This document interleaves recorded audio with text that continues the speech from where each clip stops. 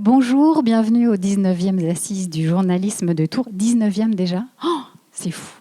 Bienvenue à cette édition autour de ce beau thème, en quête de vérité. Je crois qu'il y aura beaucoup de choses à dire toute cette semaine au cours de ces assises. Et puis, merci d'avoir choisi ce débat-là pour commencer les assises, puisqu'on était en concurrence avec d'autres.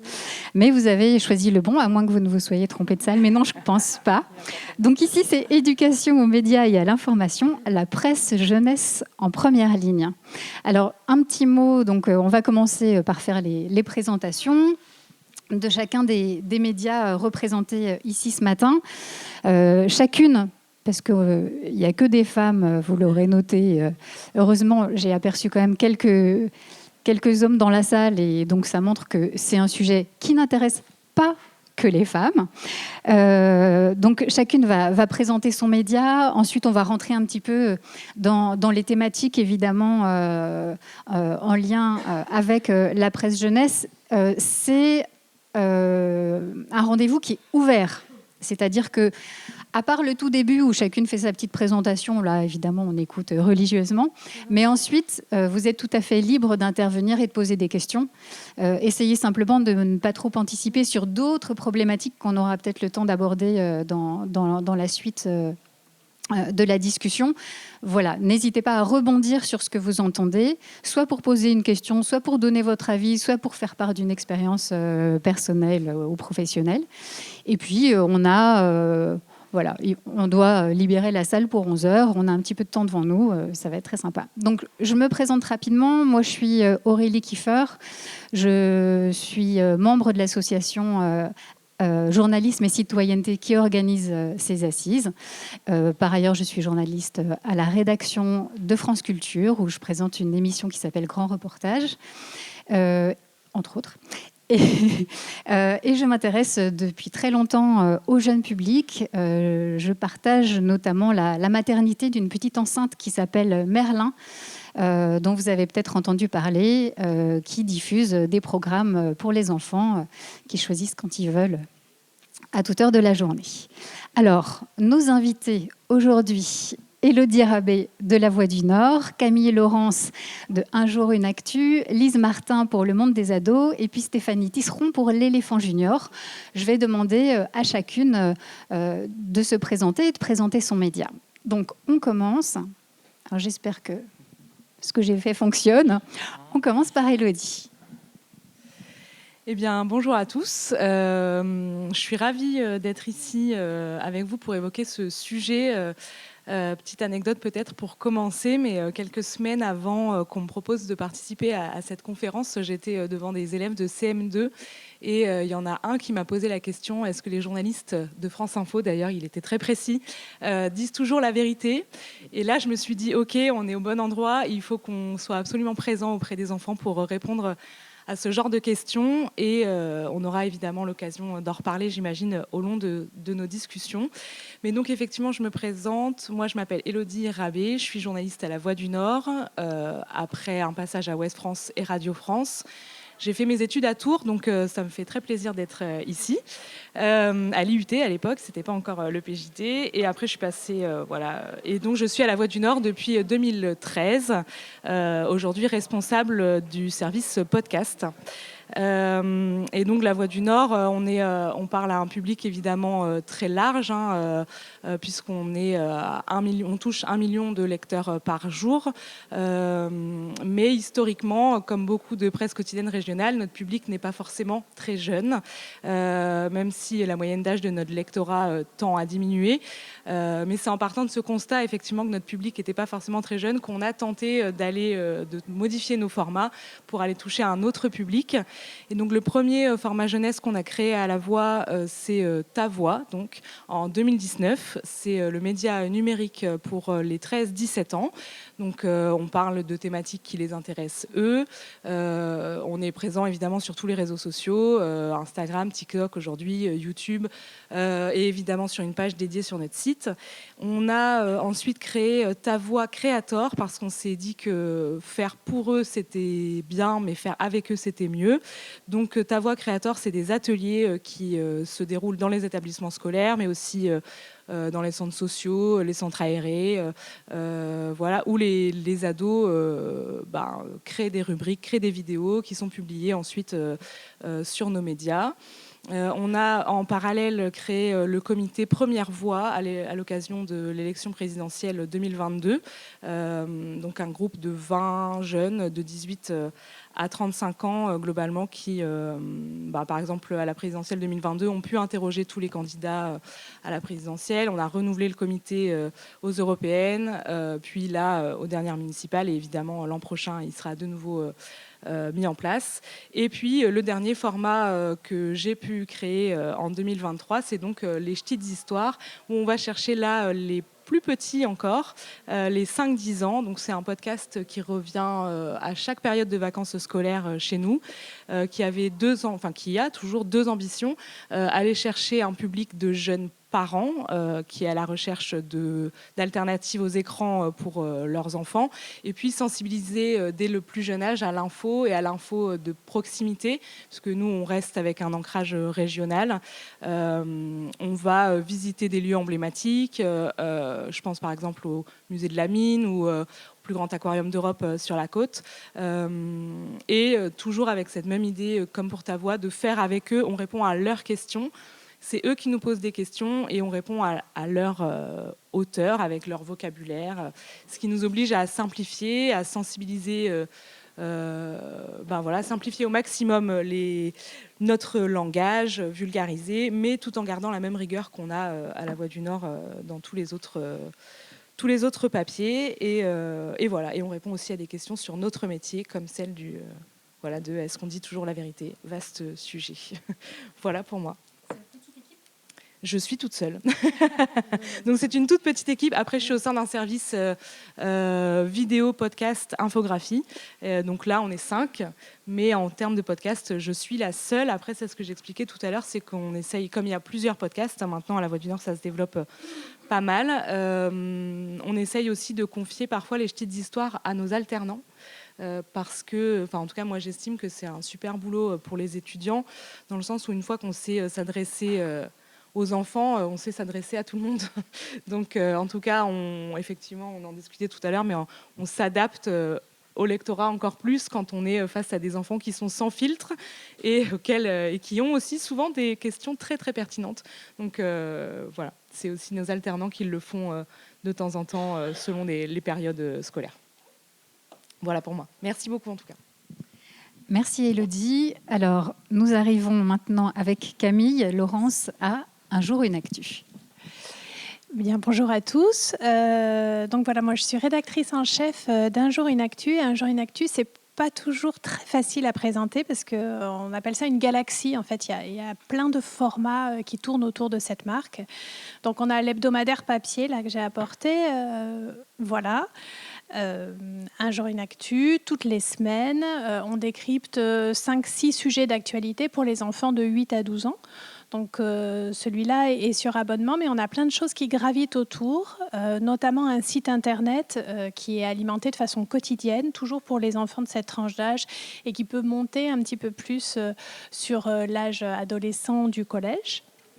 Et puis, on a des webinaires à destination des classes et des podcasts pour les enfants. Et peut-être ce que vous connaissez plus, ce sont les vidéos Un jour, une question qui sont coproduites avec France Télé et qui répondent chaque jour de la semaine, du lundi au vendredi, à des questions d'enfants. Donc, on reçoit énormément de questions d'enfants à la rédaction, environ 300 par semaine, qu'on décortique pour voir quelles sont les grandes tendances qui se dégagent et auxquelles on essaie de répondre, toujours aidés par des experts.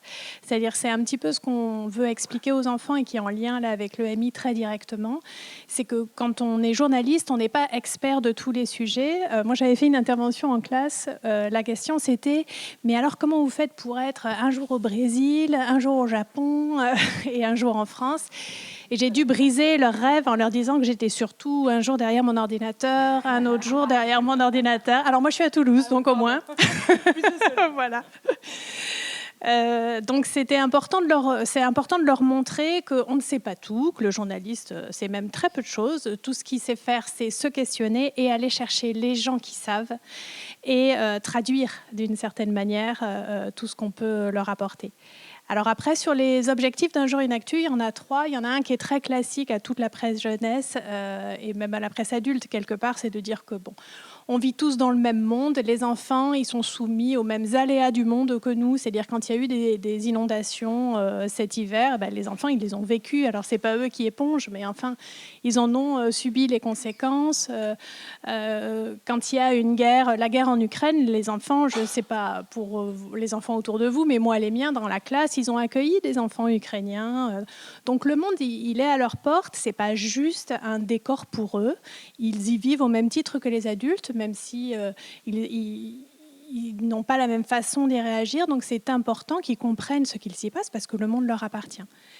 Et une fois qu'on a passé ce premier gap, disons, de leur dire ce monde t'appartient, tu as le droit de savoir ce qui s'y passe, tu as le droit de te questionner dessus, on veut leur dire maintenant, tu as aussi le droit d'avoir un avis. C'est-à-dire que le fait de s'informer, ça te donne le droit d'avoir un avis, de commenter, de te questionner encore plus, d'aller plus loin. Donc, on va chercher à faire naître chez notre lecteur également cette envie de s'impliquer par les actes ou par les paroles ou par les réactions. Donc ça, c'est vraiment quelque chose de très important pour nous. Et le troisième objectif, une fois qu'on a réussi, qu'on a répondu aux 2 premiers, c'est de dire, maintenant que tu sais tout ça, parlons-en en fait. C'est-à-dire que l'enfant, il n'a pas besoin de s'informer de son côté et le parent de son côté. J'imagine que ça résonne bien avec la Voix du Nord. Tout ça, c'est intéressant d'en discuter ensemble. C'est-à-dire que c'est passionnant de discuter avec son enfant, pour ceux qui ont des enfants dans la salle, de ce qui se passe dans le monde. D'abord, ils ont un regard qui est souvent un peu plus neuf que le nôtre. Ils peuvent nous amener un peu plus à réfléchir au fond des choses. Et puis pour eux, c'est intéressant aussi de voir dans le regard du parent que leur avis compte, qu'ils ont des choses à dire et qu'ils sont entendus. Donc voilà, c'est un peu les 3 objectifs qu'on essaie d'atteindre le plus souvent possible. Tu parlais des échanges entre parents et enfants. C'est assez drôle parce que moi, mon fils, il se pose des questions que je ne m'étais jamais posées à son âge. Et je trouve ça super intéressant de se dire, mais en fait, alors on est déjà différents chacun, mais on n'a pas la même histoire. Et du coup, en fait, on ne peut pas vraiment se mettre à leur place. Et c'est pour ça que c'est vraiment important de les écouter. Non, on essaie toujours de se mettre à leur place. Et puis quand on les questionne, on se rend compte qu'on s'est complètement gouré de place. Donc ça, c'est assez intéressant. Très bien. Alors, merci Camille. Nous passons maintenant à Lise Martin pour Le Monde des ados. Bonjour, donc je suis rédactrice en chef du Monde des ados, qui est un titre édité par Fleurus Press et qui est à la fois un hebdomadaire papier, voilà, et un site internet et une application. Ainsi qu'une chaîne WhatsApp, parce que nous, notre public est un public de collégiens. Donc, c'est toute la difficulté. On a une fourchette assez large de collégiens, mais bon, voilà, ils peuvent commencer à nous lire à peu près en CM2, donc on commence à les avoir à 10 ans, et puis certains restent même au niveau du lycée. Donc, on a une fourchette assez large. Certains sont présents sur les réseaux sociaux, donc on s'adresse à eux aussi sur les réseaux sociaux. C'est peut-être une question qu'on pourra réaborder après. Mais voilà, donc on a cet hebdomadaire qui sort tous les mercredis. Et pardon, voilà, petit problème logistique. Pour lequel on publie différents articles. Un gros article qui fait la une et qui va être de l'actualité, mais au sens vraiment large du terme. Ça veut dire que ça peut aussi bien être de l'actualité internationale que l'interview des acteurs de la saison 2 de One Piece, parce que c'est très attendu par nos lecteurs, qu'un sujet un petit peu plus perso, on les appelle comme ça, c'est-à-dire qu'on leur parle aussi beaucoup des sujets qui les concernent, donc le collège, les copains, voilà. Donc ça, c'est les sujets qui font la une. Et puis ensuite, on décline avec une partie qu'on a appelée les 10 news. Donc on choisit de traiter 10 infos par semaine sur des formats un peu plus courts. Et puis on a aussi de l'actualité culturelle avec des recommandations et donc des pages un peu plus personnelles dans lesquelles on répond vraiment aux questions que eux nous ont posées. Et là, c'est pareil, ils nous sollicitent beaucoup, ils nous posent beaucoup de questions, à la fois sur les sujets qui sont très concernants pour eux, et puis sur l'actualité. Donc, bien souvent, on traite certains sujets à travers leurs questionnements. C'est ce que tu disais, c'est toujours intéressant de savoir quelles questions ils se posent. Par exemple, c'est le principe qu'on a choisi pour parler de la guerre en Iran, parce qu'on sentait que voilà, il y avait beaucoup de questionnements et qu'on préférait partir de leurs questions à eux pour y répondre évidemment avec des experts. C'est ce qu'on a fait également, par exemple, sur Trump l'année dernière, ou voilà, tout un tas de sujets qui partent vraiment de leur questionnement. Et on a un système de jeunes reporters, donc les reporters du monde des ados, qui remplissent un petit questionnaire, qui s'inscrivent auprès de nous sur le site internet, ou alors on a un petit formulaire aussi dans le magazine qu'on publie régulièrement. Et donc ces jeunes reporters sont parfois des abonnés, parfois ne sont pas abonnés. Et en fait, voilà, on est en lien avec eux régulièrement. On les sollicite, on leur demande de nous demander ce qui les interpelle.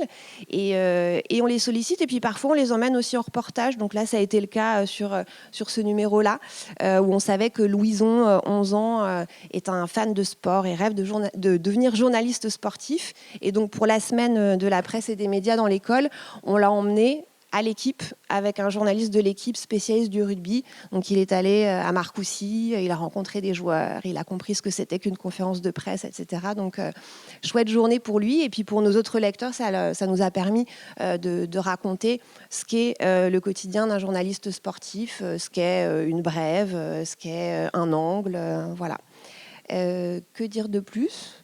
Dans un premier temps, on peut s'arrêter là, puis on va continuer après. Donc, on va passer la parole à Stéphanie Tisseron pour terminer ce tour de table avec l'éléphant junior. Oui, bonjour. Bonjour. Donc moi, je suis effectivement la rédactrice en chef de l'éléphant junior. L'éléphant junior, c'est une déclinaison junior, donc comme son nom l'indique, d'un magazine qui s'appelle L'Éléphant, que vous connaissez peut-être, qui a plus de 10 ans d'existence, qui est un trimestriel et qui parle de culture générale. C'est le magazine de la culture générale. Alors pourquoi il s'appelle L'Éléphant ? Parce que toute la démarche initiale était de se poser la question de comment faire pour que nos lecteurs s'approprient le mieux possible le contenu du magazine et mémorisent le plus possible. Et comme vous le savez, l'éléphant est un animal qui a la réputation d'avoir une grande mémoire. Voilà, donc c'est pour ça que ça s'appelle l'éléphant. Donc là, je parle du magazine adulte, donc qui est beaucoup plus ancien. Toute la mise en page a vraiment été conçue avec des chercheurs en sciences cognitives pour faire en sorte qu'on s'approprie justement le mieux possible ce qu'on peut y lire. Et alors, donc, nous, l'éléphant junior, on a été créé donc, en 2020, donc il y a maintenant bientôt, ça fera 6 ans au mois de juin. Donc, on est bimestriel. Alors, l'éléphant, la revue pour adultes est trimestrielle. Nous, on est passé bimestriel parce qu'on se disait que pour les enfants, on s'adresse aux 8-13 ans. C'était 3 mois, c'était très, très, très long et beaucoup trop long. 2 mois, c'est déjà pas mal long d'ailleurs. Mais voilà, donc là, pour l'instant, on est sur un rythme de 2 mois. On est magazine de culture générale. Donc vous voyez, vous pouvez le voir avec les différents titres. On est magazine de culture générale. Ça veut dire qu'on traite, on n'est pas a priori un magazine d'actualité. On traite de sujets qui font toute la culture générale. Généralement, quand je vais dans les classes, c'est toujours un petit peu la petite question quiz. Je leur demande, alors d'après vous, c'est quoi la culture générale ? Mais souvent d'ailleurs, comme vous le disiez, ils répondent toujours très très bien, hein, ils savent très bien ce que c'est. Bon voilà, donc c'est tout ce qui fait la richesse du citoyen, enfin qui amène à devenir un citoyen bien intégré dans la société. Donc on va au-delà de la seule question des connaissances. On a vraiment une implication, une volonté de faire, d'aider nos lecteurs à devenir vraiment ancrés dans la société. On est donc un bimestriel, on est tiré à 30 000 exemplaires. On est vendu en kiosque, librairie et sur abonnement. Voilà, on a les trois canaux de diffusion. Alors, je ne sais pas si peux l'aborder dès maintenant, mais ce que je voudrais dire aussi par rapport à l'EMI et le sujet de la table ronde de la presse jeunesse en première ligne, c'est vrai que moi, j'ai eu une longue carrière avant dans la presse économique, donc j'étais pas du tout dans la presse jeunesse. Et c'est vrai que pour tout vous avouer, en arrivant, je me disais bon, le MI, ok, Si c'est pour faire croire aux enfants, aller dans les enfants et puis leur dire prenez un crayon, un micro et puis vous allez pouvoir être journaliste, vous allez voir. Je me disais, ça sent un peu l'arnaque, quoi, parce que en fait, c'est le contraire qu'il faut faire, c'est-à-dire qu'il faut leur expliquer que c'est un vrai métier, que c'est compliqué, qu'il y a plein de contraintes, mais que c'est passionnant aussi, bien sûr. Et voilà. Donc au départ, c'est vrai que je vous avoue que j'étais très réticente par rapport à ça. Et bon, en tant que rédactrice en chef, j'ai conçu la revue, donc il y a 5 ans. C'est vrai qu'on n'était pas forcément engagé dans l'éducation aux médias. Voilà, on disait, bon, voilà, on est vraiment sur les connaissances. Et puis petit à petit, quand même, à force on a commencé à rencontrer des enfants, des élèves dans les classes, etc. Bon, voilà, j'ai réfléchi et je me suis dit que oui, on pouvait faire, bien sûr, que l'éducation aux médias était quelque chose d'essentiel, avec la condition, bien sûr, que l'objectif, c'est d'expliquer comment on fait, comment on produit de l'information et de leur donner envie, justement, d'aller chercher cette information et d'aller la chercher et de la comprendre le mieux possible. Donc ça, c'est le premier point. Et puis, sur le deuxième point, effectivement, on a évolué aussi parce qu'au début, donc encore une fois, on était, on va dire, un petit peu loin, connaissance générale. Et puis très vite, on s'est rendu compte qu'il fallait avoir cette notion d'interactivité avec nos lecteurs. Et donc, on a commencé, encore une fois, à aller dans les classes. On a commencé à faire des rubriques. On a une rubrique qui s'appelle La Commu des éléphantos, dans laquelle on envoie, quelques mois avant, on envoie un thème à nos lecteurs abonnés et on leur demande s'ils ont des questions sur ce thème. Ils nous envoient leurs questions, on y répond. Voilà, donc on a un petit échange aussi. Et comme vous le disiez, ils ont des questions hyper pertinentes. Encore une fois, on s'adresse aux 8-13 ans, hein, donc ils sont quand même assez petits, mais c'est assez bluffant. Et puis, on a développé aussi, et ça j'y reviendrai aussi, une rubrique qui s'appelle le débat citoyen, qu'on fait très très souvent dans les classes, entre en gros le CM2 et 6e, 5e, et dont l'objectif premier était de développer l'esprit critique, et qui a aussi un lien très fort avec l'éducation aux médias et à l'information, puisque effectivement on leur demande de réfléchir à un thème, non pas juste en disant j'aime pas, en sortant des propos de Café du Commerce, mais en allant chercher des vrais arguments, et donc en allant chercher des sources. Et donc les sources, elles sont où? En partie dans la presse. Voilà, donc on boucle la boucle de cette façon. Merci Stéphanie. Alors après, on n'est pas obligé de refaire à chaque fois dans le même ordre. Vous n'hésitez pas à me dire s'il y en a une qui souhaite intervenir en premier. J'avais quand même envie de vous poser la même question à toutes les 4, puisque aujourd'hui, on sait que les jeunes, leur première source d'information, ce sont les réseaux sociaux. Alors même si aujourd'hui, on est dans une période de fort débat sur à quel âge est-ce que les enfants doivent avoir le droit d'aller sur les réseaux, est-ce qu'on peut leur interdire, jusqu'à quel âge, est-ce que c'est efficace, utile, etc. Donc vous, par rapport à ces pratiques des jeunes, qu'est-ce que vous faites? Est-ce que vous allez les chercher là-bas? Si oui, de quelle manière? Sinon, pourquoi? Enfin voilà, un peu quelles sont vos philosophies à chacune. J'avais déjà un petit peu démarré sur le sujet. Alors, nous, comme je le disais, on a un public assez large qui a entre 10 et 15 ans. On sait que les moins de 13 ans ne sont pas censés être sur les réseaux sociaux. On sait aussi que beaucoup y sont malgré tout. Donc nous, on a fait le choix d'y aller pour parler à ceux qui sont présents et qui ne sont pas forcément nos abonnés. Donc c'est aussi une manière de faire connaître notre média et puis de leur apporter une info fiable et adaptée à un jeune public aussi sur ces réseaux-là, donc sous forme de vidéos pour ce qui est de TikTok et d'Instagram, et sur WhatsApp, donc on a une chaîne d'actualité où on publie tous les jours, et là pour le coup c'est sous forme de posts, donc c'est une actu par jour qui est décryptée par les journalistes de la rédaction évidemment, et auquel on ajoute un sondage, un quiz pour que ce soit interactif, et ça marche très bien, ils aiment beaucoup, ils participent beaucoup et ils sont très nombreux. Si seulement ils pouvaient être aussi nombreux à être abonnés payants à l'hebdomadaire. Et donc voilà, donc nous on se dit que pour les ados qui sont présents sur les réseaux, eh ben, on leur apporte cette info-là qui est signée par la rédaction. Donc on trouve ça intéressant. Évidemment, on suit de très près ce qui se passe en ce moment. Évidemment que si la loi change et si les moins de 15 ans ne peuvent plus être sur les réseaux sociaux, évidemment qu'on y réfléchira et qu'on changera probablement d'approche, très certainement en réorientant notamment notre Insta plutôt à destination des enseignants, des parents notamment. TikTok, on se reposera la question parce que c'est effectivement un réseau sur lequel beaucoup de questions se posent. Et WhatsApp, on sait pas trop encore ce qui va se passer avec WhatsApp, puisque certains continuent à considérer WhatsApp uniquement comme une messagerie. Moi, je pense que c'est de plus en plus un réseau social, puisque nous, on voit que même de jeunes ados créent leur propre chaîne sans forcément avoir conscience des implications de tout ça. Donc, sur WhatsApp, la question se posera. Comment vous utilisez justement votre chaîne WhatsApp ? Comment on l'utilise ?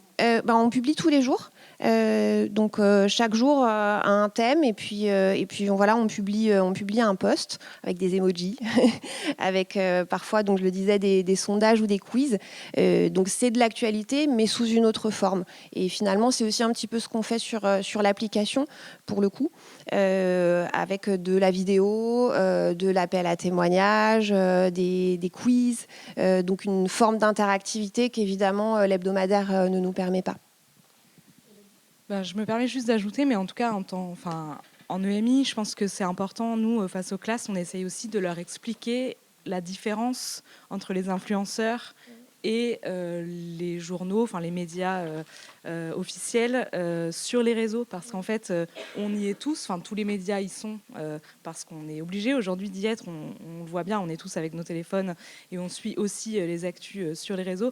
Et donc, je sais que nous, on essaye de leur expliquer, ok, est-ce que vous savez la différence entre le monde que vous allez suivre sur Insta et un influenceur quelconque.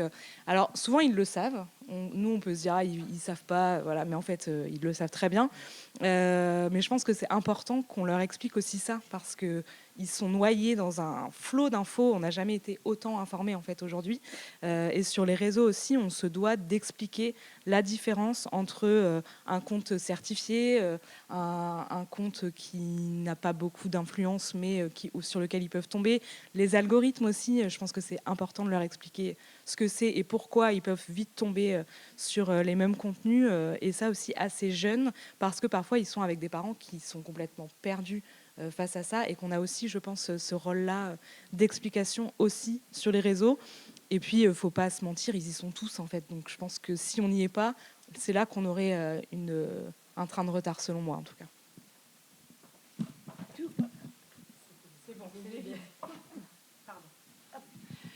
Alors nous, on y est et on n'y est pas.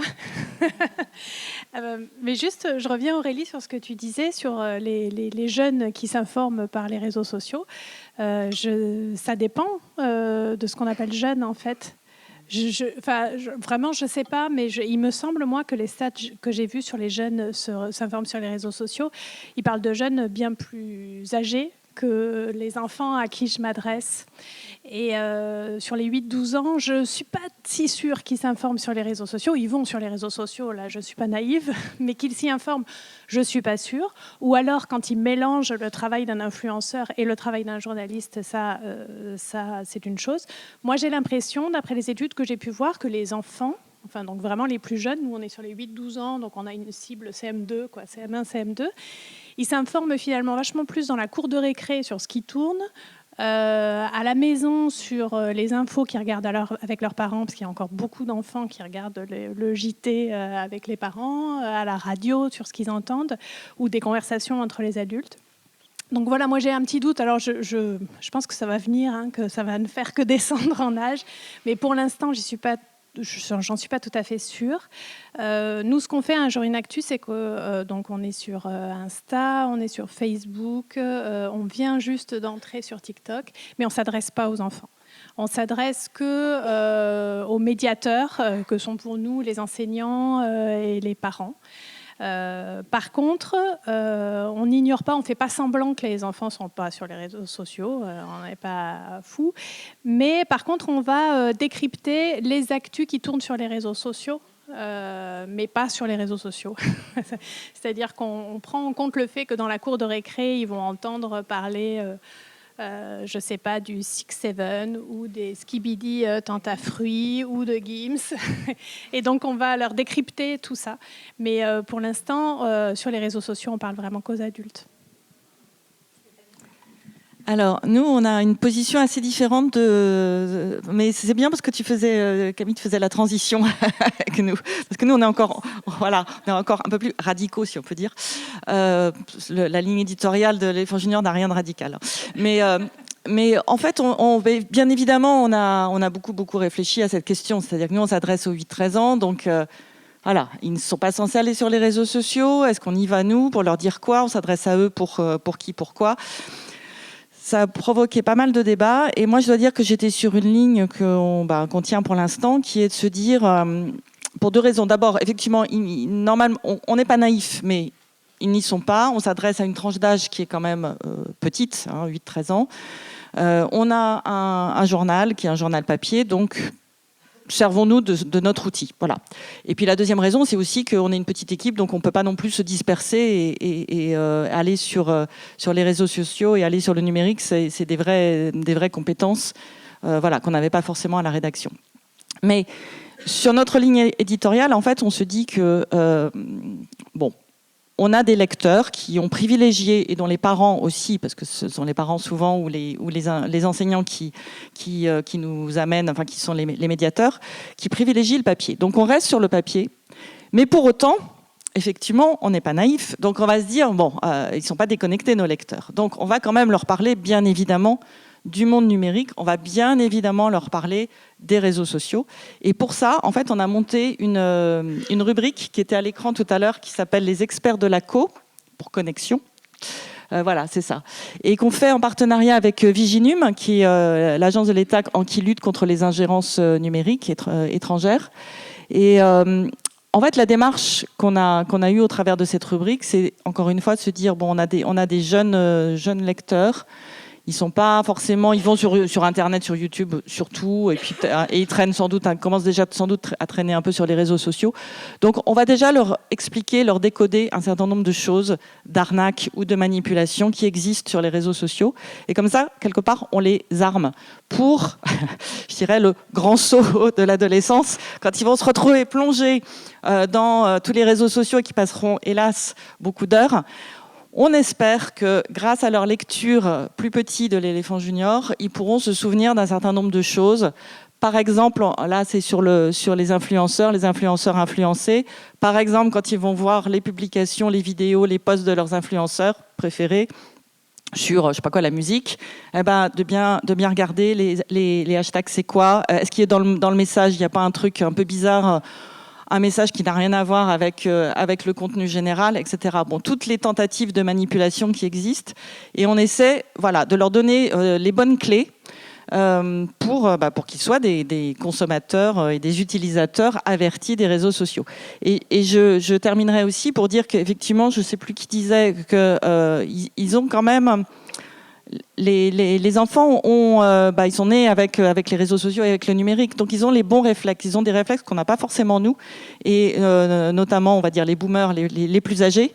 Et on sait très bien que les manipulations de l'info et les fake news ne sont pas forcément véhiculées par les plus jeunes, loin de là. Donc voilà, donc ils ont une agilité numérique, ils ont une faculté à décrypter, etc. Mais effectivement, notre rôle à nous, c'est de leur donner les bons outils, pas les armes, les bons outils, et de faire en sorte qu'après, effectivement, ils puissent non pas s'isoler et ne pas regarder les réseaux sociaux, ça c'est impossible, mais qu'ils puissent utiliser les réseaux sociaux de la meilleure façon possible et en tirant tout le profit qu'on peut tirer de ces outils. Oui, sur le fait que ce sont des utilisateurs avertis, ça me fait sourire parce que je repense à mon fils, pardon, c'est ma référence, où j'étais en train de discuter avec lui, on venait de regarder les devoirs à faire là, donc sur l'appli, parce que bien sûr, on nous dit que c'est pas bien, mais on est obligé quand même d'aller regarder là sur Pronote. Et puis je dis, ah mais t'as vu, vous avez reçu un message qui vous propose de gagner des mangas, et je clique. elle me dit mais maman, mais t'as rien vérifié parce qu'évidemment en fait c'était alors c'était pas du vrai spam, c'était un message. J'ai cliqué moi aussi. Tout en me disant mais je suis idiote. Voilà, c'était pour initier justement les enfants au fait qu'il fallait être vigilant et je me suis fait engueuler comme du poisson pourri bien sûr parce que moi j'avais cliqué mais que c'était sous sa configuration à lui donc on pouvait penser que c'était lui qui s'était fait piéger. Voilà. Alors, je vais juste, puisque donc, les images, c'est facile à montrer, l'audio un peu moins. Alors, je vais juste vous faire un tout petit aperçu. Et ensuite, si vous avez de premières questions ou interventions, n'hésitez pas. Alors, un jour, une actu, vous connaissez peut-être déjà pas mal. Petit aperçu. À quoi ça sert? Ça veut dire quoi ça? Pourquoi c'est comme ça? C'est qui lui? Ah mince. Ah, pardon. Ah, alors ça c'est moi. Je suis. Alors en fait il faut que je ferme, je pense, mon diaporama en réalité. Hop, c'est mieux là. Très bien. Alors c'est reparti. Rwanda. Voilà. Le Rwanda est un petit pays d'Afrique situé dans la région des Grands Lacs, coincé entre 4 autres pays. Au Rwanda, la population est surtout composée de 2 groupes, les Hutus et les Tutsis. Mais pourquoi parle-t-on du Rwanda? Parce que le 7 avril, le Rwanda commémore l'événement le plus tragique de son histoire, le génocide. Ce génocide a eu lieu entre le 7 avril et le 4 juillet 1994. Près de 800 000 personnes ont été tuées. Elles ont été éliminées en raison de leur origine tutsi. C'est l'un des plus grands crimes contre l'humanité du XXe siècle. Les extrémistes Hutus qui étaient alors au pouvoir ont fait des listes de tutsis à abattre par l'armée, mais aussi par la population chargée d'éliminer ses voisins, ses collègues tutsis. Alors je vous le mets pas en entier, pardon. Ah zut. Excusez-moi. Je vous le mets pas en entier, mais ça donne un aperçu voilà, d'un thème très grave, abordé de manière très accessible pour les enfants. Et puis un petit aperçu des petites histoires. Comment faire confiance aux journalistes? Bonne question. Est-ce qu'on peut l'entendre? Oh, oh. Sur le titre? Bon, écoute, je vais essayer celui-là. Hein? C'est peut-être pas la même chose. Mais...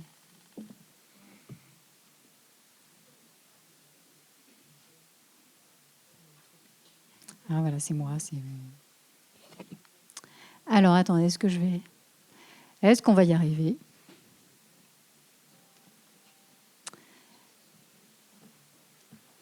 Bon, si j'y arrive pas, vous irez regarder par vous-même.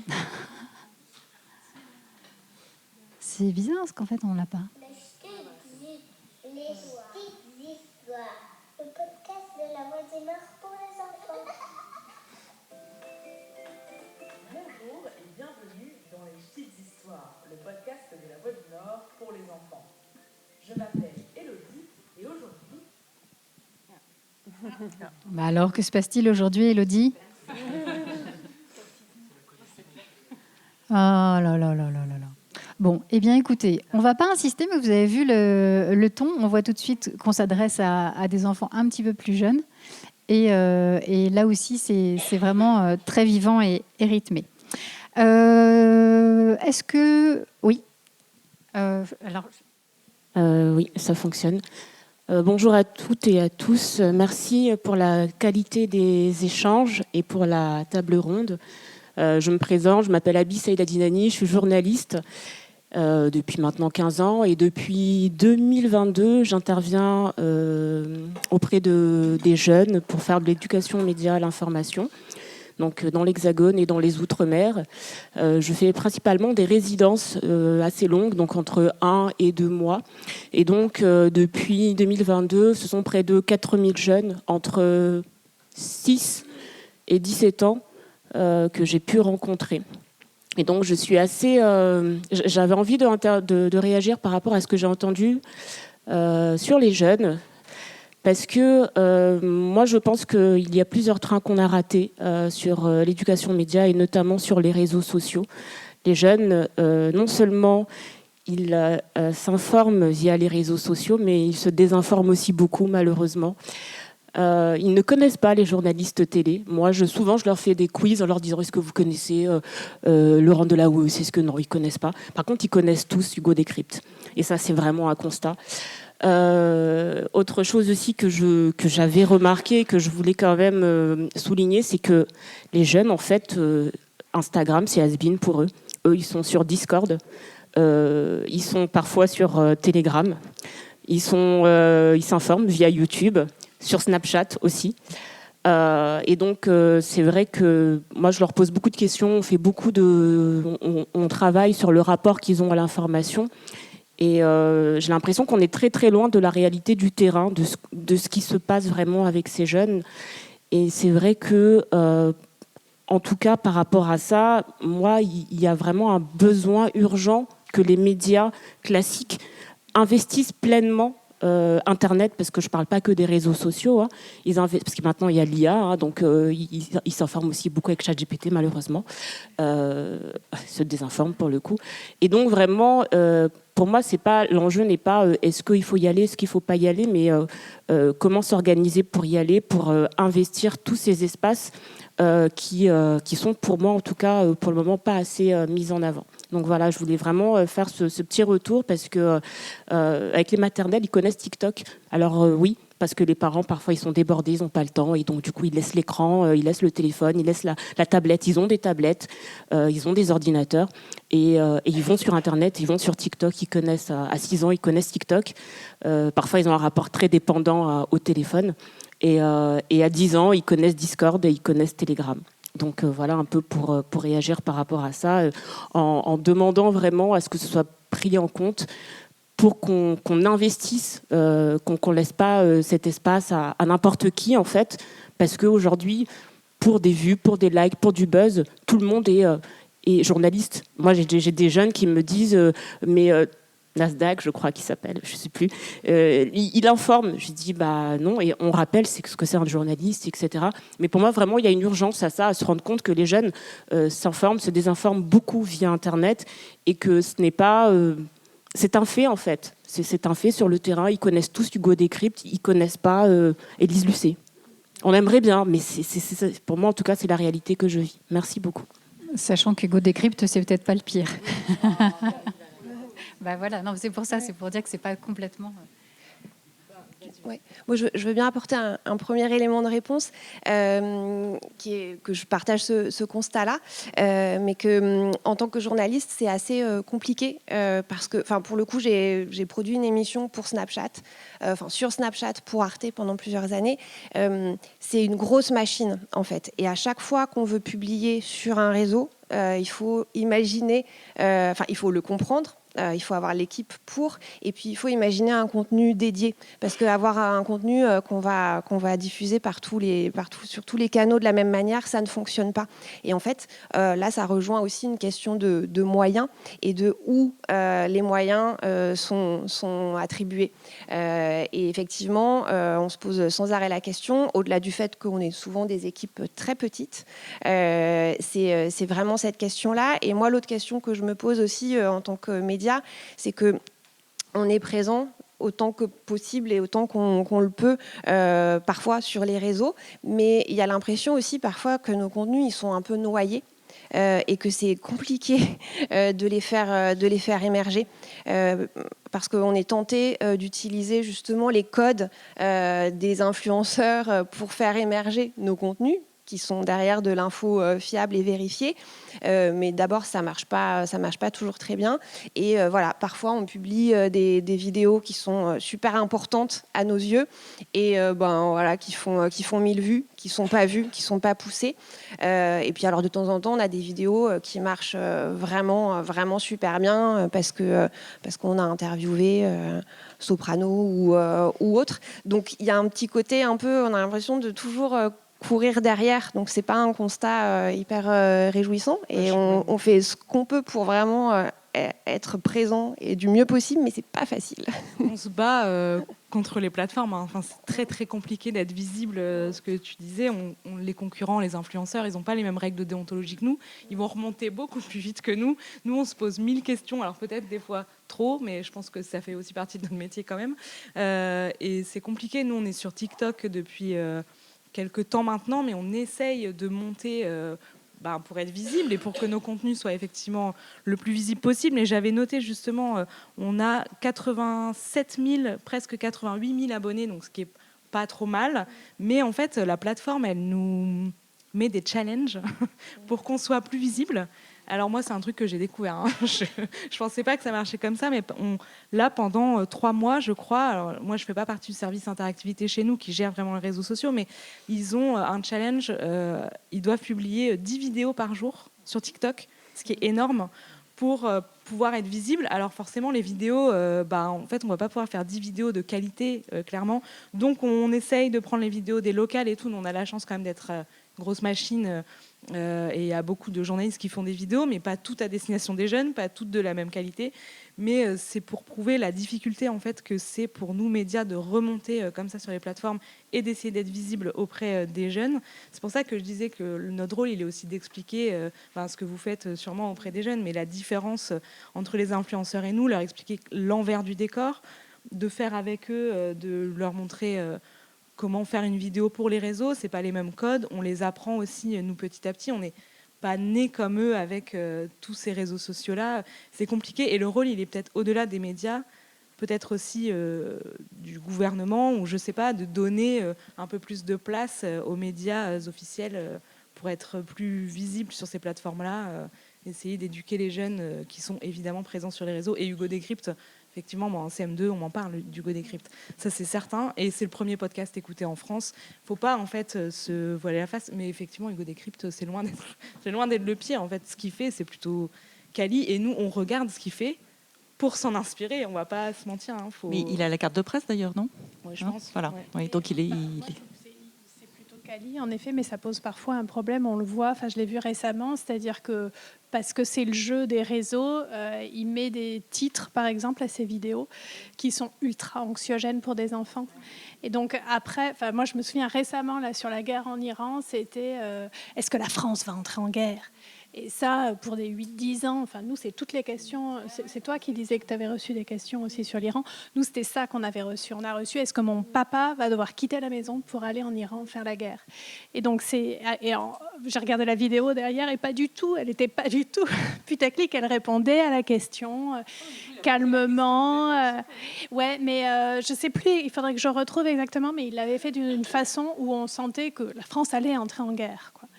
Et là, je me suis dit, c'est la limite du truc, c'est qu'il est obligé, pour que sa vidéo marche, d'aller chercher cette émotion très forte, alors que nous, on fait tout l'inverse, quoi. On essaie de calmer les émotions des enfants, de les mettre un petit peu à distance pour pas qu'ils soient chavirés. Et donc, le lieu même nous contraint, nous met dans une impossibilité absolue, quoi. Oui, moi je voudrais réagir aussi et puis repréciser peut-être sur notre ligne de l'éléphant junior. On est évidemment pas du tout contre l'idée d'investir, etc. Simplement nous, les réseaux sociaux, on se dit on peut pas, pour les raisons que j'ai déjà évoquées, c'est-à-dire à la fois c'était pas notre projet initial, on va dire, et puis surtout, et là je vous rejoins complètement, on n'a pas les moyens pour. Parce que, encore une fois, vous l'avez dit toutes les trois, aller sur les réseaux sociaux, faire des productions originales, je dirais, et de qualité, ça demande des moyens humains et financiers que, clairement, on n'a pas. Donc ça, c'est effectivement un sujet, mais c'est un vrai sujet. Et puis, ce que je dirais aussi, c'est que, encore une fois, je ne dis pas qu'il ne faut pas y aller. Hein. Il faut y aller, mais il faut avoir les moyens, il faut donc avoir les bonnes équipes.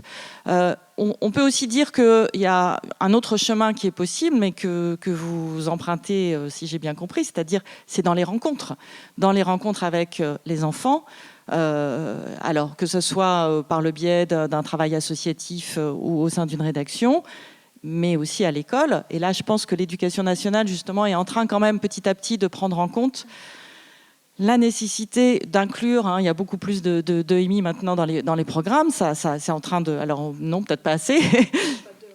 Et non. Alors, c'est dans l'EMC, c'est peut-être pas assez, ça c'est... Voilà.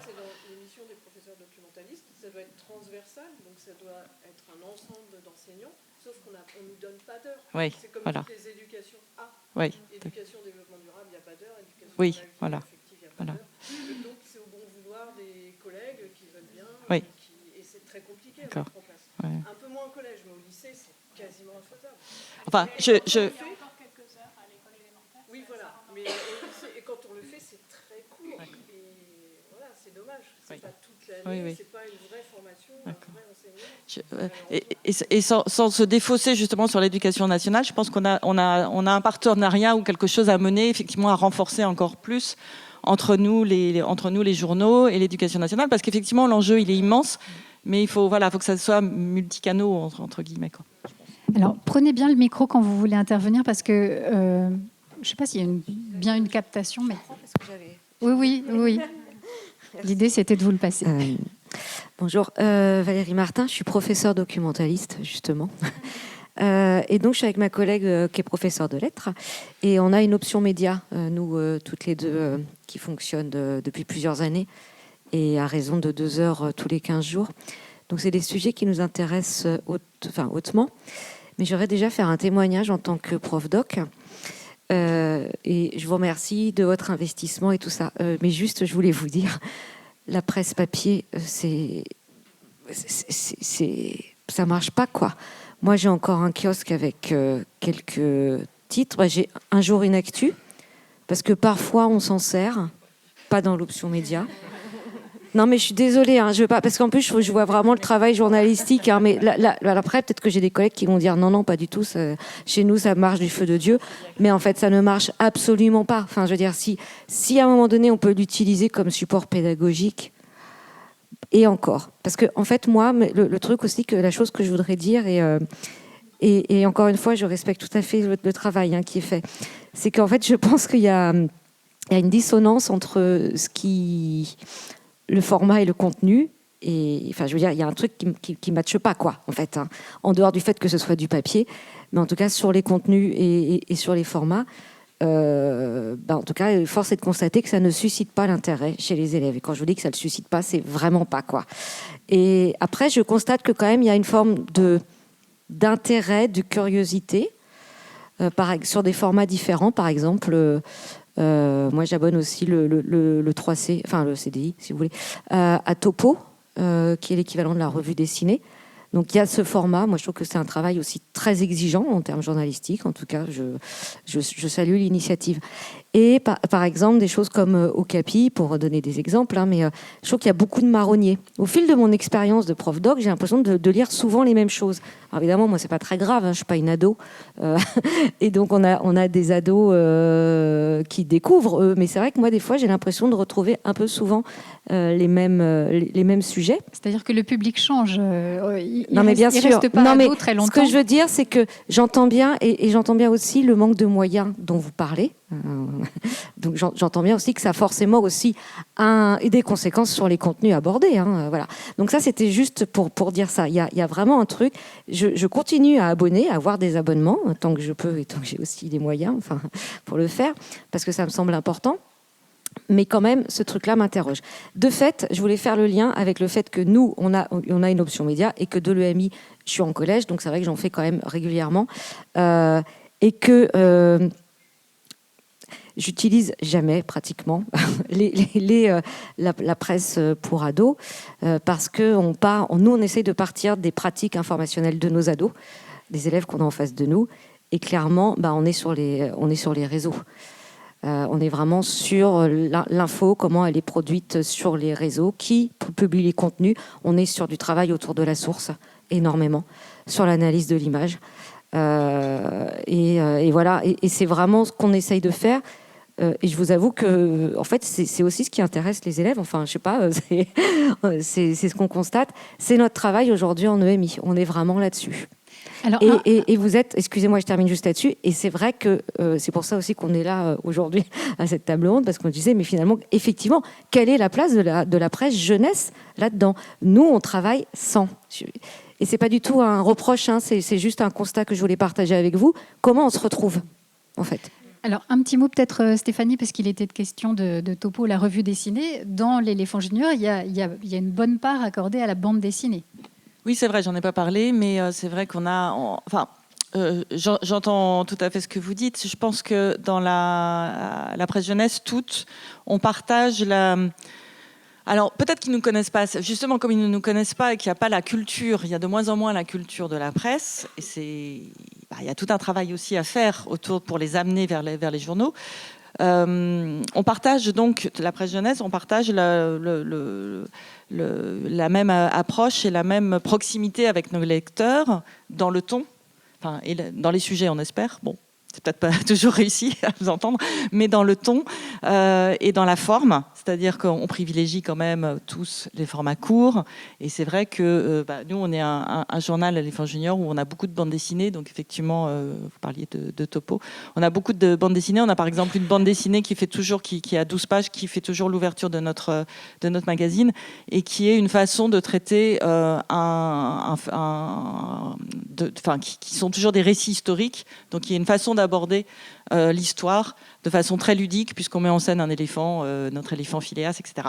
Donc c'est vraiment une aventure qui se lit très bien, mais derrière il y a du fond. Et donc nous, notre parti pris Éléphant Junior, c'est vraiment toujours d'être, j'ai dit au départ, la mémorisation, mais c'est aussi la mémorisation par le jeu. Donc, mais ça, on applique tous les mêmes règles aussi, on a tous les mêmes approches, d'être le plus accessible possible, donc d'aller chercher nos lecteurs avec du dessin, de la bande dessinée, avec des jeux, avec des formats courts. Voilà, on s'est beaucoup adapté, je pense aussi.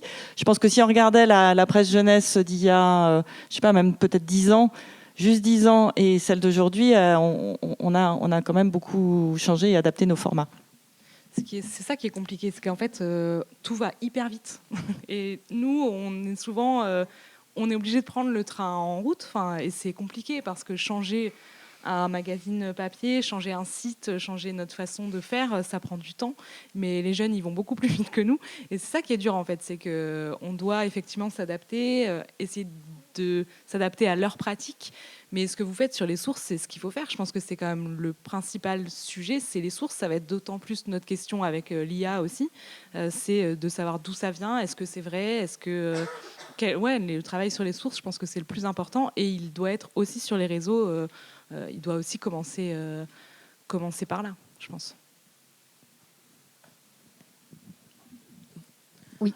Bonjour, alors je vais parler pour ma part du point de vue d'une maman d'un enfant de 8 ans dans une ville en bordure de Lyon. Donc c'est une petite ville de 5500 habitants où depuis l'école maternelle, les maîtres et les maîtresses ont une implication auprès des médias.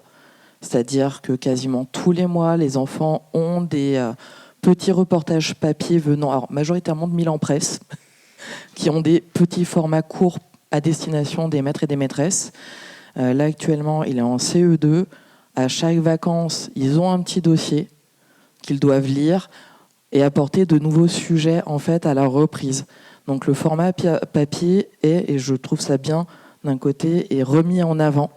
Et pareil, la bibliothèque fait un gros travail de documentation et s'abonne justement à des magazines jeunesse pour permettre aux enfants d'avoir un autre style en fait, d'information qui soit plus sur, effectivement, non pas sur un temps très rapide, mais sur un temps long et un peu plus posé. Et avoir un peu plus une réflexion, alors qu'effectivement, les réseaux sociaux, malheureusement, tout est très rapide. On voit et on dévore l'information tous autant qu'on est. On la dévore, on l'ingère de manière gargantuesque pour ne pas s'en souvenir. On a un impact émotionnel au moment T, mais on n'a pas un impact de réflexion sur le long terme. Et je trouve que ce qui est bien, c'est que l'école, et je suis fière de cette école, de Saint-Laurent-de-Mur, je la cite parce qu'ils font un travail, mais vraiment exceptionnel. Ils donnent aux enfants des clés pour savoir comment décrypter l'information, comment réagir. Et effectivement, mon fils regarde Hugo Décrypte parce que il ne met que très, très rarement et très peu d'images violentes. C'est plus des photos et non pas des vidéos. Donc, en tant que parent, on n'est pas confronté à devoir expliquer des images que, enfant des années 80, j'ai pu voir aux informations, les images de guerre et entre autres de mort. Donc, effectivement, c'est très bien. Je confirme les titres un peu aguicheurs, mais maintenant, mon fils passe outre parce que ça demande en fait juste un temps d'explication. Et le fait d'avoir un travail avec l'école, d'avoir un travail au sein de la famille, je suis abonnée à de la presse papier, ancienne école, mais je trouve ça plus pratique parce qu'on peut se poser, on peut discuter, je trouve, plus facilement que quand on est face à un écran. C'est un peu particulier, je sais, comme méthode, mais ça a un impact. Et je sais que, pareil, au collège de Saint-Laurent-Saint-Bonnet, il y a des recherches documentaires qui sont faites avec les documentalistes et pas sur le format numérique, mais bien sur le format papier. Et je trouve que c'est une approche différente, mais qui est peut-être pas plus mal pour différencier. Et je sais que les abonnements fonctionnent très bien là-bas, au contraire. Donc voilà, ils sont peut-être pareil, un peu de l'ancienne école, mais ça permet les deux possibilités. Avec cette question peut-être justement de ce qui est transmis par les parents et donc de ce qu'on peut savoir. Vous, est-ce que vous savez quelle est la sociologie de vos publics et est-ce qu'il n'y a pas ce problème finalement de fracture sociétale aussi bien parmi les enfants que parmi les adultes ? Moi, je voulais juste rebondir sur vos deux témoignages qui, je pense, se complètent parce que, madame, je pense que votre enfant est donc à l'école primaire et je pense que vous êtes prof doc au collège. Et je pense que la vraie bascule, elle se fait à l'adolescence. En fait, on peut, je pense, beaucoup plus facilement intéresser un élève de CE2 à un dossier papier qu'un élève de 4e. Et je pense que là, il y a une vraie bascule qui se joue. Nous, voilà, on essaye de faire des formats vidéo, des quiz, justement pour garder cette attention, la capter, mais c'est compliqué et on tient au papier aussi. Et nous, on a des parents, du coup, puisque là, c'est le lien avec la question suivante, des parents qui nous supplient de garder le papier, en fait, et qui abonnent leurs enfants parce que c'est du papier. Donc, j'ai conscience qu'en bibliothèque et en CDI, nos titres sont peut-être pas beaucoup pris, mais en tout cas, voilà, nous, on a une vraie demande de la part des parents, qui sont évidemment des parents qui sont capables de dépenser 100 € par an pour abonner leur enfant à de la presse. Donc, ils font cette démarche de dire je paye pour de l'information adaptée pour mon enfant. Voilà. Moi, il me semble que, alors c'est sûr qu'au collège, ils sont beaucoup plus écrans et à l'école élémentaire, ils peuvent être encore sur le papier, c'est un fait. Et je pense que du coup, il faut vraiment les mettre sur le papier à l'école élémentaire parce que c'est comme ça qu'on va les nourrir et qu'on va les armer, même pour l'écran après. C'est un peu différent, mais ils apprennent une façon de s'informer. Après, au-delà du support, il y a quand même une façon de s'adresser aux enfants qui peut fonctionner. Moi, je sais que dans le collège de mes enfants, quand j'y étais allée, la prof doc m'avait dit c'est lamentable. Aucun enfant en fait ne vient lire les magazines que j'ai. Avant, il venait consulter, et maintenant, il n'y a plus qu'un magazine qui marche. C'était pas un jour une actu, c'était Julie. Et c'est un magazine pour les ados, filles, qui leur parle vraiment de leur intériorité, de ce qu'elles vivent, la transformation de l'adolescence. Ce magazine, il crée une vraie communauté entre les jeunes filles qui sont en train de se transformer. Eh bien, parce qu'il a réussi ça, que ce soit papier, ne posait aucun problème. Donc, nous, notre évolution, et c'est là où c'est compliqué parce que ça va très, très vite, mais c'est d'arriver, même si on est sur du papier, à continuer à parler aux enfants d'aujourd'hui. Et c'est une course sans fin. Et c'est le vrai enjeu, c'est de savoir qui sont les enfants aujourd'hui. Et ils changent chaque jour, quoi. Voilà. Justement, j'ai une question par rapport à ça. Je suis également journaliste à La Voix du Nord. La Voix du Nord qui est aussi un média papier. Je fais également de l'éducation aux médias. Il y a encore quelques années, je venais encore avec les journaux papier dans classe pour montrer ce qu'était voilà, j'avais envie qu'ils aient en main notre production, et pour leur expliquer aussi ce que c'est le papier, comment est-ce qu'on produit un journal, ce qu'ils n'ont absolument pas conscience qu'en fait on fait un produit tous les jours, c'est nouveau, que tous les jours on se pose des nouvelles questions, que tous les jours on est là pour y répondre. Et aujourd'hui, j'ai presque parfois des réticences à l'amener en classe. Et du coup, la question c'est, vous, comment vous faites, comment vous amenez aussi le journal, comment est-ce qu'entre guillemets on le vend, on va dire, auprès du public quand vous êtes face à eux, quelle est leur réaction, quel comportement ils ont face à ça, face au papier? Moi, je voudrais dire que comme on s'adresse à des petits, justement, enfin, on s'adresse principalement aux classes de CM2, 6e, 5e. Et je rejoins complètement ce que vous disiez, c'est-à-dire qu'il n'y a pas du tout la réticence face au papier à cet âge-là. Ils n'ont pas forcément l'habitude d'avoir un journal sur la table du salon, ou même ils vont pas forcément le prendre au CDI, pour les petits ou à la bibliothèque de l'école. Mais il n'y a pas de réticence. Donc il y a vraiment, on peut vraiment les amener, leur présenter. Moi, quand j'y vais, j'arrive avec mes éléphants juniors sous le bras, et puis je leur montre. Et puis bien sûr, j'ai ma petite projection PowerPoint, etc. Donc il y a toujours un petit peu de trucs à montrer sur un écran, parce que voilà. Mais sinon, on leur fait manipuler aussi le papier. Et à la fin aussi, quand on fait alors si je peux témoigner aussi de quelque chose, on organise des débats citoyens donc dans les classes. Et en fait, ce sont des débats que j'anime. On prépare avec l'enseignant, on prépare le thème auparavant. L'enseignant prépare avec sa classe. Moi, j'arrive, j'anime le débat. Et ensuite, le débat, on le retranscrit dans le numéro suivant de l'éléphant junior. Et franchement, ça fait vraiment plaisir à voir, parce que les mômes, ils sont fiers de réaliser que ce qu'ils disent, ça va être imprimé, ça va être distribué. Il y a les mômes, souvent, ils me disent « Oh, mais on va me voir dans la France entière. On voit les yeux, c'est trop mignon, parce qu'on voit les étoiles dans les yeux, là, ils sont... voilà. » Et donc, ça fonctionne encore. Ça fonctionne encore. Je suis d'accord qu'à partir de la 4e, les pères, c'est fini. Mais avant, ça fonctionne encore. Simplement, c'est vrai qu'il faut avoir la démarche d'aller vers et d'essayer de les intéresser avec tout ce qu'on a dit avant, c'est-à-dire les sujets, la façon de faire, etc. Mais oui, moi je suis très confiante sur ce créneau-là. Oui. Là, je passe le monde des ados répondra mieux. Mais après, c'est se saisir de ces ateliers d'éducation aux médias pour faire ensemble. Je pense que c'est le côté très concret, les échanges, les rendre acteurs de tout ça.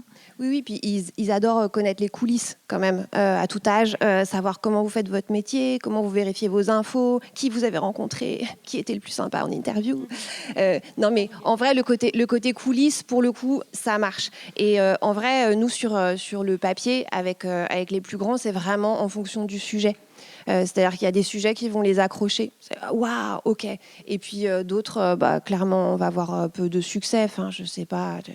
Le potager, nous on avait envie de le faire, on a trouvé ça joli, on a des très belles illustrations, mais clairement je pense que effectivement le numéro avec l'interview exclusive de tous les acteurs de la saison 2 de One Piece, on en accroche beaucoup plus, un peu quel que soit l'âge. Donc c'est vraiment le sujet qui est en couve, qui compte et qui marche ou pas, d'où la mécanique permanente, comme n'importe quel journaliste, de se dire quelle va être la bonne image et le bon titre, quoi. Élodie, avec ta voix, là, il y a donc des ateliers d'éducation aux médias. Alors, il y a aussi la ruse pour les accrocher. J'ai vu qu'il y avait quelque chose qui s'appelait Escape Game. Tu peux nous en dire un mot?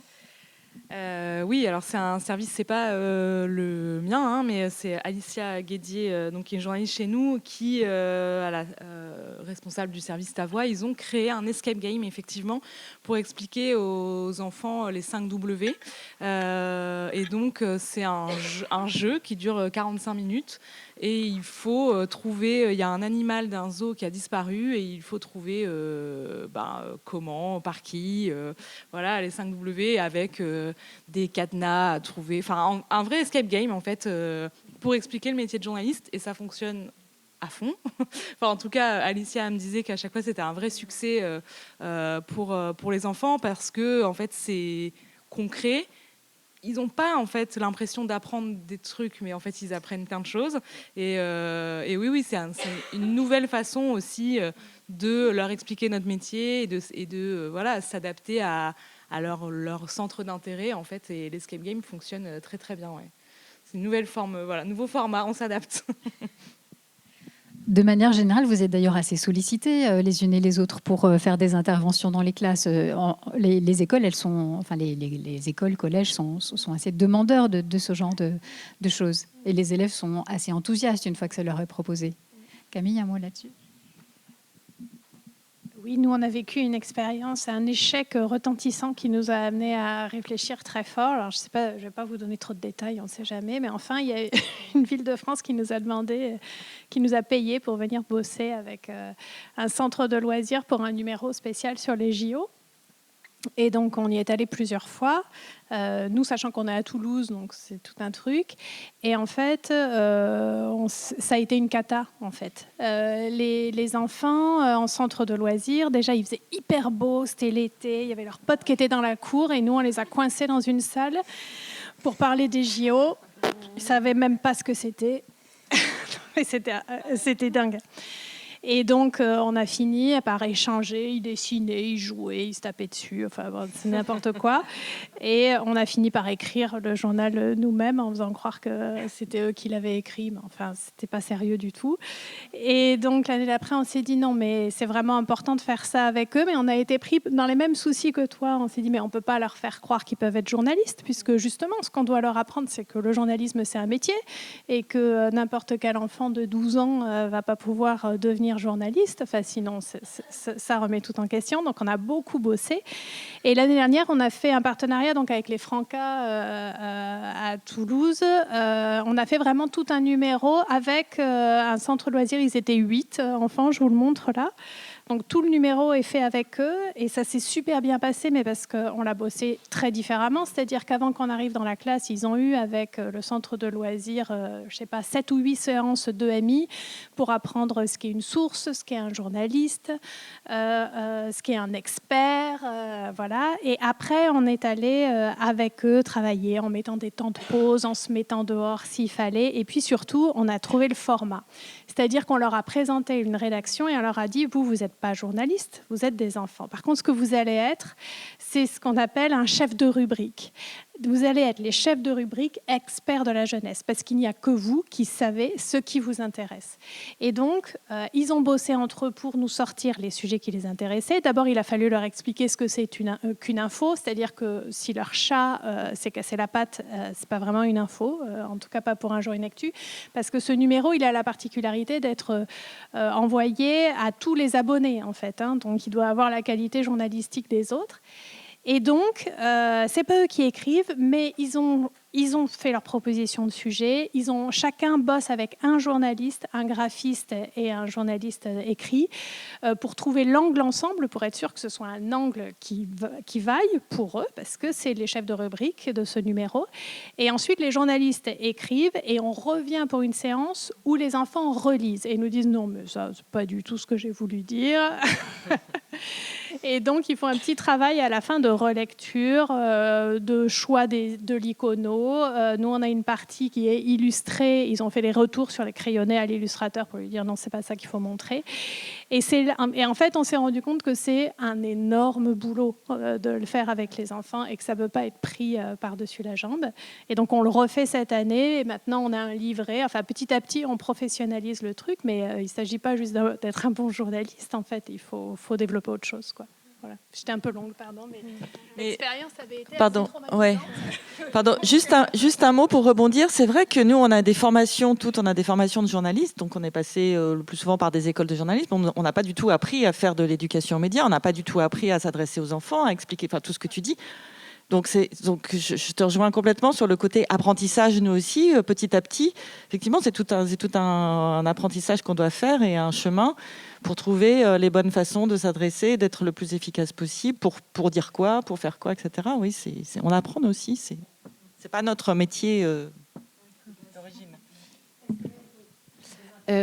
Bonjour, merci beaucoup pour vos interventions, c'est très intéressant. Moi, je suis étudiante en journalisme ici à Tours et j'avais une question plus sur comment vous construisez vos contenus, parce que moi, c'est une discussion que j'ai eu assez souvent avec mes proches, avec ma famille, qu'en fait, il y a aussi un enjeu faut vulgariser forcément l'information, mais est-ce qu'il n'y a pas un danger de trop vulgariser l'information et que, en fait, par exemple, sur des problématiques comme le Rwanda, parce qu'on a vu ça là, en fait, c'est des problématiques qui sont hyper complexes et il y a plein de choses qui sont à l'œuvre, etc. Et ils ne peuvent pas tout comprendre. Mais comment en fait, vous trouvez la limite entre il faut qu'ils comprennent tous les enjeux parce qu'il y a des choses qu'on ne peut pas passer à côté, mais à la fois, il faut qu'ils comprennent. Donc, comment vous construisez un peu sur cette ligne ?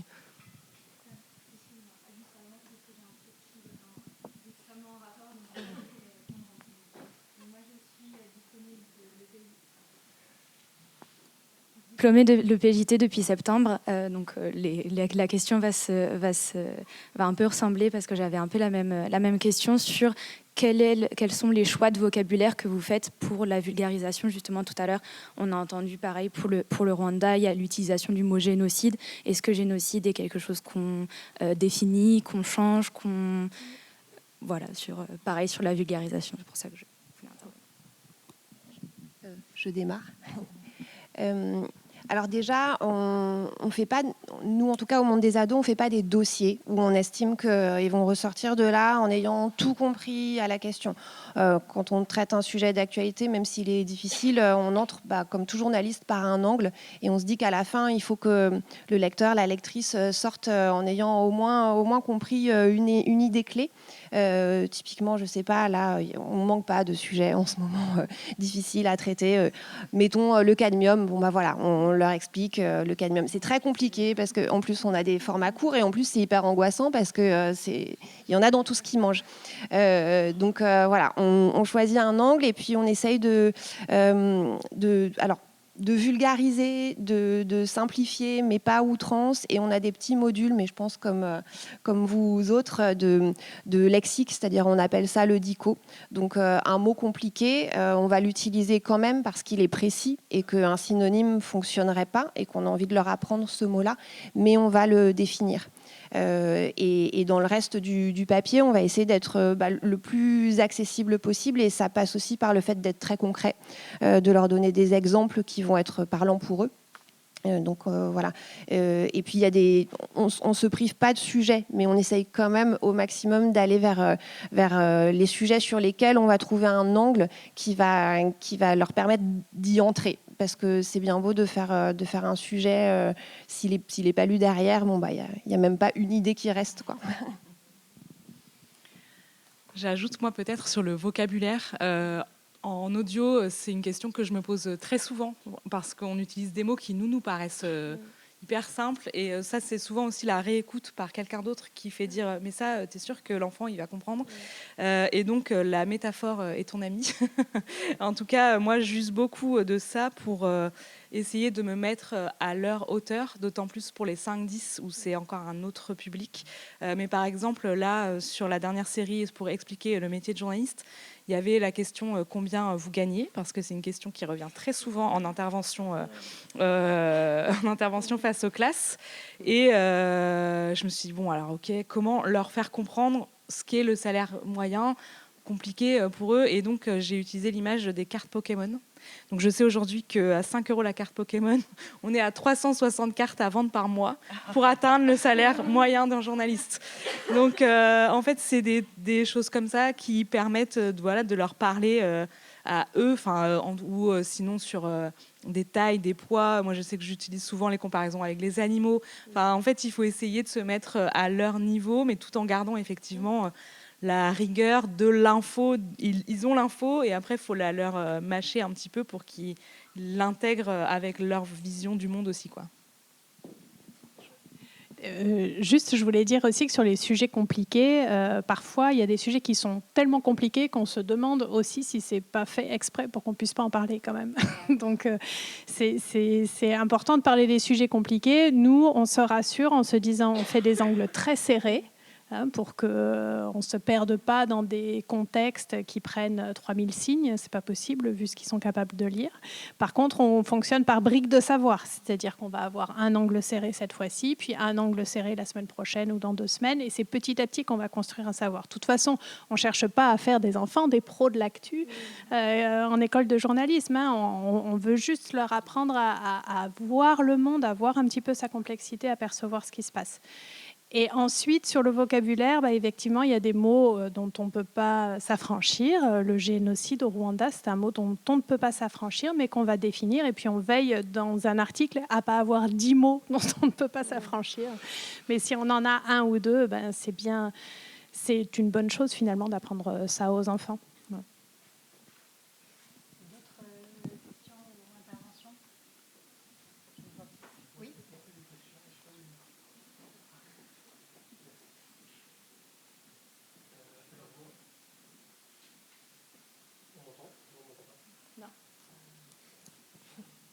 Là, on m'entend, non ? Alors, j'ai été 3 ans rédacteur en chef dans une revue sur les pratiques culturelles des ados, avant de faire de l'éducation aux médias, plutôt à destination des lycéens pour Brief Média. Et je me demandais s'il n'y avait pas un intérêt au niveau primaire et au niveau collège à travailler aussi avec les associations de parents d'élèves, dans le sens où beaucoup des enjeux se posent adulte-enfant et se posent aussi médiation et rôle que les parents ont en dehors du cadre scolaire. Et par exemple, sur le fait de se dire, on va reprocher beaucoup aux jeunes, ils lisent pas, ils s'informent pas, ils savent pas ce que c'est la presse papier, mais les parents ne lisent pas, ne s'informent pas, ne savent pas ce qu'est de la presse papier. Donc, en fait, c'est un peu étrange de s'adresser aux jeunes, et peut-être que s'adresser aux parents qui ont cette posture aussi vis-à-vis de leurs enfants, ça enlève un certain nombre de difficultés de s'adresser directement aux jeunes en ayant un espace limité, ponctuel d'intervention.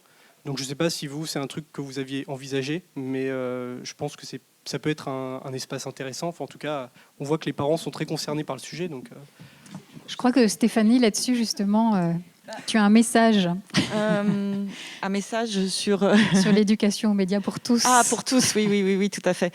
Oui, non, mais tu as entièrement raison. C'est vrai que là, on cherche aussi, et on a tout intérêt à trouver des médiateurs. Et madame, votre témoignage était super intéressant parce que c'est vrai que vous, en tant que parent, vous avez, voilà, et puis l'école de là où vous habitez. Étant abonné à un média papier, c'est le Courrier International pour être en toute transparence, il a l'habitude. Et en plus, le Courrier International, on voit des fois effectivement des versions pour les ados, et que mon fils a beau avoir 8 ans, il arrive à feuilleter, il arrive à feuilleter ça. Donc, par contre, ce que vous disiez est très très vrai. Si les enfants voient leurs parents lire, soit les journaux ou les livres, ils ont plus de facilité à s'y intéresser. Oui, tout à fait. Et c'est vrai que c'est un petit peu ce que je disais tout à l'heure en parlant de l'école. Enfin, voilà, je pense qu'il y a toute une chaîne. Alors, nous, on a notre rôle à jouer et on ne se défausse pas, mais il y a toute une chaîne voilà, avec plein de maillons différents, les associations de parents d'élèves, et puis les associations d'éducation populaire. Et puis, enfin, bon, voilà, il y a plein d'acteurs. Et puis, en plus, il y a plein d'acteurs qui sont, a priori, plutôt partants justement pour accompagner, pour être à la fois dans l'éducation aux médias. Et j'oublie jamais l'information et donc la citoyenneté qui, pour moi, découle naturellement. Et donc, petite transition, parce qu'effectivement, moi, mon grand rêve, c'est d'avoir quelque chose qui permette de s'adresser non pas seulement aux enfants, mais à tous, y compris aux plus âgés, puisque, encore une fois, dans le registre de la manipulation de l'information, on sait très bien que les plus âgés sont très, très, très perméables à ce genre de choses. Donc, il y a vraiment beaucoup de choses. Donc, l'EMI pour les boomers, moi, je suis à fond pour. Si quelqu'un dans la salle est à fond pour aussi, on en parle après et on voit comment on peut unir nos forces. Non, mais c'est un peu une boutade, mais pas tant que ça, en fait, sur le fond, parce qu'il y a vraiment, c'est un enjeu de société colossal. Donc, nous, on a une toute petite pierre de tout ça, mais on essaie effectivement, dans l'idéal, il faudrait arriver à construire un écosystème plus vaste. Ouais. Puis les parents, on essaye de les toucher par nos médias. Enfin, en tout cas, nous, on a aussi La Voix du Nord classique, L'Éléphant classique, Le Monde. Enfin, les parents, on essaye de les toucher par nos autres biais, en tout cas. Alors, nous, on n'a pas vraiment de biais adultes, mais il y a un truc qu'on a mis en place depuis le Covid.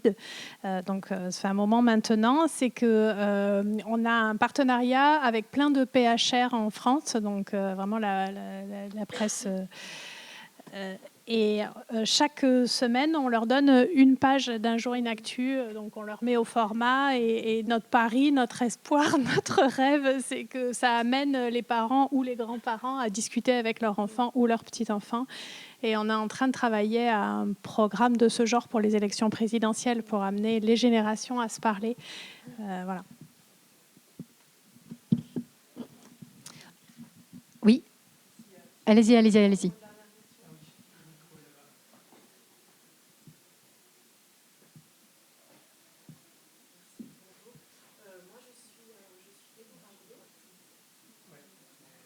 Je suis Déborah Gros, je travaille pour Radio France Internationale, pour le service langue française. Donc c'est un service, on est plutôt enseignant de français langue étrangère et pédagogue que journaliste, mais un peu journaliste aussi.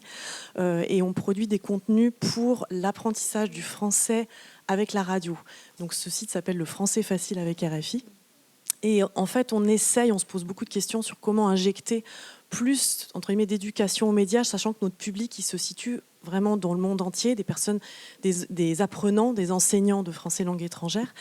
Et je me demandais si vous aviez peut-être connaissance de ce qui peut se faire dans l'espace francophone ou même au-delà, au niveau de l'éducation aux médias dans la presse, parce que c'est souvent inspirant de savoir aussi comment, dans d'autres pays, comme c'est des approches qui peuvent être très différentes d'autres entrées, sachant que nous, on est aussi en questionnement là-dessus, sur nos publics internationaux. Voilà. Moi, je sais qu'il y a Radio-Canada qui fait un site génial qui s'appelle Mage, qui, outre le fait qu'il soit très moderne visuellement, vraiment est alimenté à la fois d'articles écrits et de vidéos, qui est super bien pour les ados. Je vous parle pour les enfants.